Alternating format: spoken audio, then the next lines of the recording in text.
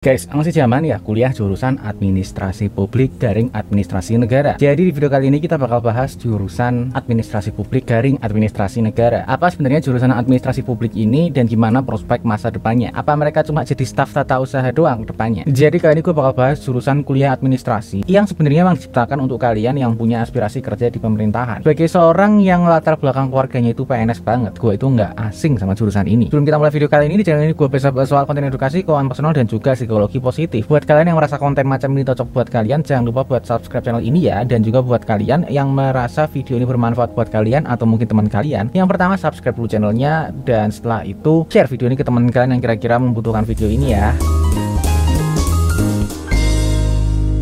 Jadi pasti banyak juga di antara kalian yang masih belum terlalu ngeh ya sebenarnya jurusan administrasi publik itu apa hubungannya sama administrasi bisnis, administrasi niaga, dan apalagi ada administrasi fiskal. Jadi administrasi publik atau administrasi negara itu adalah ilmu tentang pengelolaan negara atau organisasi publik secara umum yang mempelajarinya secara spesifik dan mempelajari semua unsur yang ada di dalamnya. Administrasi publik atau administrasi negara itu mempelajari elemen penting dalam penyelenggaraan kehidupan bernegara. Ya kita kenal sama trias politika ya, lembaga legislatif, yudikatif, dan juga eksekutif, dan semua hal yang berkaitan sama penyelenggaraan negara secara publik. Jurusan administrasi publik ini sangat cocok buat kalian yang menyenangi hal-hal terkait penyelenggaraan negara dan ingin bekerja sebagai aparat pemerintahan bahkan sampai legislatif, garis miring DPR ya. Jadi administrasi publik itu punya banyak banget sih konsentrasi atau hal-hal spesifik yang dipelajari dalam jurusan administrasi publik garis miring administrasi negara ini. Yang pertama adalah administrasi pemerintahan. Di sini kalian fokus buat tata laksana badan pemerintahan yang pasti ini eksekutif ya, bukan legislatif, bukan yudikatif. Lalu juga ada administrasi pembangunan, fokus gimana cara negara itu merealisasikan rencananya. Ada juga kebijakan publik atau public policy. Di sini fokus kebijakan pemerintah untuk masyarakat secara umum. Ada juga manajemen publik. Di sini fokus dalam tata laksana organisasi publik. Lalu ada juga yang fokus di organisasi publik, jadi nggak hanya pemerintahan. Yang ini fokus pada organisasi-organisasi yang memang punya orientasi pelayanan masyarakat. Jadi kita udah dapat gambaran secara umum ya perkuliahan jurusan administrasi publik. Kita udah bisa masuk ke hal yang lebih gurih. Dalam hal ini kita ngomongin masalah gaji. Tapi kalau kita ngomongin masalah gaji itu nggak bisa langsung gaji gitu aja. Kita harus juga ngomongin karena kuliah adalah suatu bentuk investasi, di mana yang namanya kuliah itu nggak bisa cuma dapatnya berapa doang. Kita juga harus membahas yang dikeluarin di depan atau biaya kuliah dari jurusan ini. Untuk biaya kuliah jurusan administrasi publik itu karena dia itu ada di rumpun ilmu sosial. Dalam hal ini juga nggak banyak praktikum di lapangan atau di laboratorium. Peralatan yang harus dibayarkan pun juga nggak besar, sehingga biaya kuliahnya itu menjadi wajar-wajar aja ya, karena mereka bukan jurusan sosial yang banyak biaya dan punya pamor yang tinggi. Sehingga kita dapat gambaran biaya kuliahnya, kita bisa fokus ngomongin masalah gaji. Dan kalau kita ngomong masalah gaji ini kita mulai dari per posisinya, dan kalau per posisi kita mulai dulu dari yang paling bawah atau yang entry levelnya. Jadi untuk penggajian di kelas entry level itu jurusan administrasi publik sebagai jurusan sosial non profesi itu biasanya sih nggak terlalu beda jauh sama jurusan sosial lainnya, katakanlah jurusan komunikasi, bahkan jurusan sosiologi. Jadi range gajinya itu hanya di angka 3 sampai 5 juta. Bisa dibilang range gaji untuk entry ini memang kurang, tapi hal ini adalah hal yang biasa ditemui sama jurusan sosial pada institusi yang nggak favorit. Tapi kalau kita ngomong institusi yang favorit, kita udah pasti ngomongin PNS atau pemerintah eksekutif ya, karena yang namanya jurusan administrasi publik ini memang tujuan mereka yang pada ingin masuk sini adalah ingin menjadi PNS. PNS itu memang ada di range 6 sampai 10 juta. Untuk institusi yang favorit angka segini itu tidaklah angka yang besar, jadi bisa dibilang angka yang kurang. Tapi kalau kita ngomong PNS itu institusi yang memang sangat favorit, mereka dituju bukan tanpa alasan ya, karena mereka punya stabilitas kerja yang baik sekali ya, dan ini yang dituju. Jadi tapi kalau kita ngomong masalah standar penggajian ya emang masih kurang. Lalu selanjutnya kita akan ngomong masalah penggajian yang udah pada tingkat senior tapi yang bukan kepala ya, bukan manajer. Itu mereka yang punya gaji besar karena keahlian mereka, lama mereka kerja pada bidang administrasi publik ini, atau istilahnya orang-orang fungsional ya kalau dalam PNS itu. Di sini gaji seniornya itu pada tingkat 12 sampai 25 juta rupiah. Jadi ini memang kebanyakan ada di institusi pemerintahan, dan emang yang kalau di sini tidak menjadi kepala, range gaji 12 sampai 25 juta. Itu batas bawahnya kurang, tapi batas atasnya cukup bisa dibilang standar ya, karena memang di pemerintahan pusat itu angka 25 juta bisa dicapai untuk para fungsional, dan ini memang bisa dibilang standar, kurang-kurang dikit ya. Tapi pada sisi lain kalau kita ngomong jurusan administrasi publik ini kan bicaranya organisasi publik publik dan tidak hanya eksekutif. Tadi gue juga ngomong ada yang bisa menjadi anggota dewan juga, mereka yang masuk ke legislatif itu kalau mereka di DPR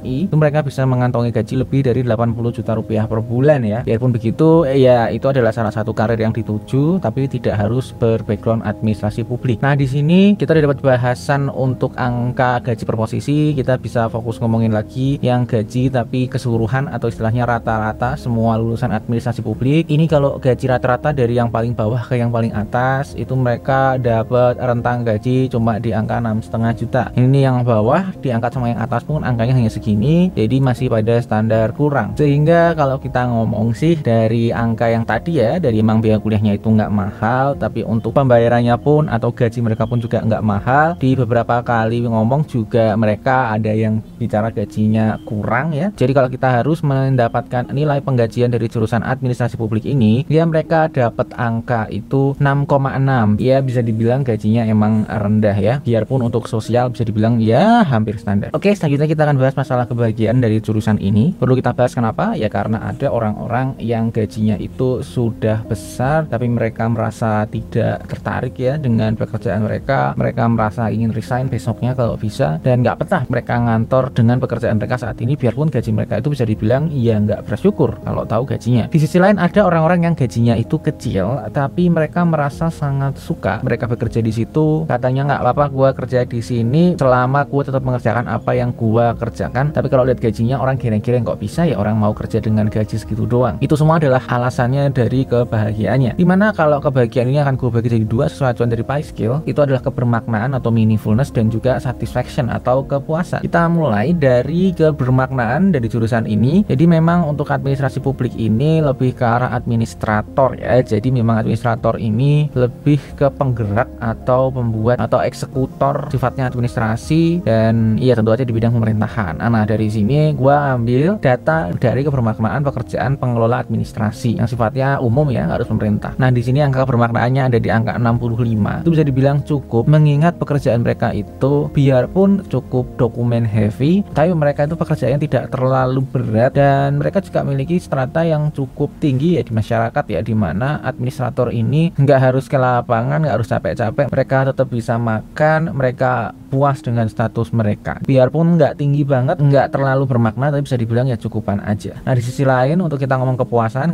itu biasanya sangat terkait sama kebermaknaan dan juga masalah penggajian mereka. Biarpun penggajian mereka itu ada pada standar yang kurang, tapi itu masih cukup untuk beberapa orang dan untuk pekerjaan yang sifatnya tidak berat secara fisik, tidak berat secara mental juga, dan secara strata sosialnya cukup memuaskan. Itu di sini bisa memberikan angka 78. Jadi angka kepuasan ini tergolong kepuasan yang baik ya. Sehingga kalau kita melihat dari angka kebermaknaan yang cukupan dan juga kepuasan yang baik, maka nilai akhir kebahagiaan dari jurusan administrasi publik _ administrasi negara ini mereka dapat angka 8,5. Bisa dibilang angka yang sangat membahagiakan kalau dibandingkan dengan jurusan lain ya. Selanjutnya adalah penyerapan dari jurusan administrasi publik _ administrasi negara ini. Jadi kenapa harus kita bahas ya? Karena ada nih jurusan yang kata senior mereka, kalau kalian kerja nanti gajinya bagus, terus kalau kalian nanti kerja kalian bakal happy, bakal betah kerja di situ. Tapi begitu mereka lulus, mereka cari kerja, loh kok sulit banget, kayaknya kok nggak ada yang butuh jurusan gue. Nah itu alasannya adalah ngomong masalah penyerapan ini. Jadi supaya itu nggak terjadi ya kita bahas penyerapan jurusan ini. Jadi kita mulai dulu dari yang paling awal, itu adalah outlook pertumbuhan dari jurusan ini. Jadi kalau kita ngomong pertumbuhan dari kebutuhan jurusan administrasi publik ini, itu akan sangat tergantung sama profesi apa yang mereka pegang. Dalam hal ini udah gue jelasin pada kebahagiaan tadi untuk para administrator. Emang ya itu biarpun dokumen heavy tapi masih dibutuhkan sampai ke depannya, dan memang institusi itu nggak bisa melepaskan pekerjaan-pekerjaan yang sifatnya frontline, yang sifatnya pelayanan pun itu juga tidak bisa sepenuhnya digantikan dengan teknologi dalam waktu yang dekat. Sehingga emang kebutuhan administrator ini tidak akan hilang dan bahkan bisa dibilang masih tumbuh. Jadi angkanya di 9%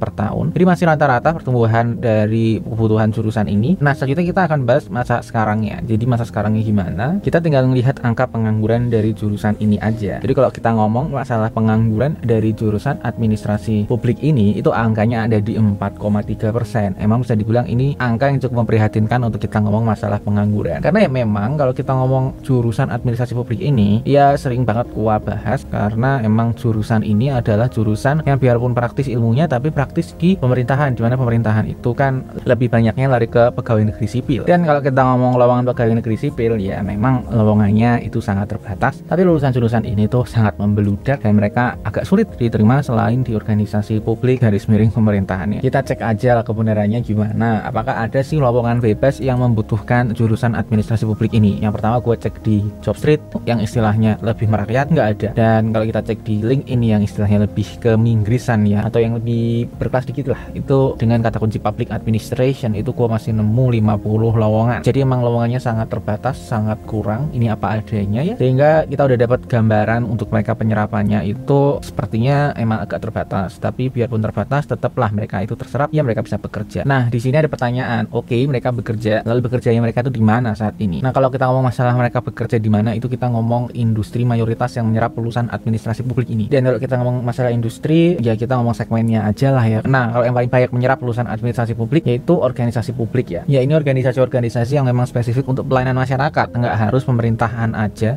non profit, bisa aja organisasi-organisasi yang memang diciptakan untuk fungsi mereka di suatu negara. Nah selanjutnya yang lebih segmented lagi adalah mereka yang bekerja di pemerintahan. Karena ya kalau bekerja di pemerintahan antara menjadi PNS atau menjadi honorer ya, nah di sini memang cukup banyak yang bekerja di sini karena memang mereka tujuannya itu ya untuk menjadi eksekutif pemerintahan ya. Lalu selain yang bekerja di bidang-bidang publik dan pemerintahan itu, mereka juga cukup banyak juga diterima di asuransi sebagai institusi finansial yang sifatnya itu nggak terlalu spesifik dengan jurusan, dengan mereka harus menambahkan ilmu mereka secara teknis ya. Nah di sisi lain yang sifatnya lebih umum lagi di finansial, khususnya perbankan, itu mereka juga bisa banget ya menerima lulusan administrasi publik karena mereka itu jurusan kehutanan atau pertanian saja diterima ya untuk di perbankan. Jadi memang ini bisa menjadi salah satu yang menerima lulusan administrasi publik dengan baik, dengan banyak. Lalu kita dapat gambaran mereka bekerja di mana aja. Pertanyaan selanjutnya adalah ya itu bekerja mana yang gajinya paling besar. Nah kalau kita ngomong yang paling besar ini, yang pertama adalah Bank Sentral, di mana Bank Sentral itu adalah institusi publik yang didirikan negara, sifatnya bukan PNS tapi mereka adalah Bank Sentral, sehingga mereka untuk penggajiannya itu mengacu ke bank-bank terbaik. Jadi kalau mereka yang bekerja di Bank Sentral di negara kita di BI, ya itu mereka wajar kalau dapat gaji yang besar. Lalu untuk mereka yang bekerja di pemerintahan, khususnya di pemerintahan pusat, itu juga amat wajar mereka dapat gaji yang besar. Sehingga kalau kita ngomong variasi industri dari jurusan administrasi publik ini, mereka ini skillnya cukup teknis, cukup praktis. Biarpun begitu mereka itu kandidatnya itu sebenarnya untuk di pemerintahan, tapi kenyataannya dengan formasi pemerintahan yang emang sangat terbatas, mereka harus putar otak, harus mencari variasi di mana mereka bisa bekerja. Dalam hal ini mereka bisa masuk ke industri-industri yang sifatnya masih lumayan gajinya, apalagi mereka juga bisa diterima di Bank Sentral, sehingga ya aku bisa ngomong masih baik lah untuk variasi industri administrasi publik ini. Sehingga kalau kita harus menilai dari awal, dari pertumbuhannya emang masih rata-rata, memang masih dibutuhkan, tapi lowongan publiknya itu memang sangat kurang ya, dan penganggurannya juga pada strata yang memprihatinkan. Tapi variasi industrinya masih bisa dibilang ya mereka masih bisa variasi. Dan kalau kita harus memberikan nilai penyerapan untuk jurusan administrasi publik ini, mereka dapat angka pasti 7 ya, cukupan aja untuk nilai penyerapan jurusan ini. Selanjutnya kita ngomong masalah kemudahan dari jurusan ini. Kemudahan itu apa ya, intinya seberapa mudah secara umum, dan kalau secara spesifik gua bagi jadi dua, yaitu seberapa gampang kamu menyelesaikan jurusan ini dari kamu masuk kuliah sampai kamu lulus kuliah, dan setelah kamu lulus seberapa gampang kamu pakai ilmunya ke dunia nyata tanpa kamu harus jadi pegawai negeri sipil ya, jadi administrator. Jadi yang pertama adalah seberapa mudah perkuliahannya atau istilahnya beban studinya gimana. Kalau jurusan administrasi publik ini diperingkatkan dari 90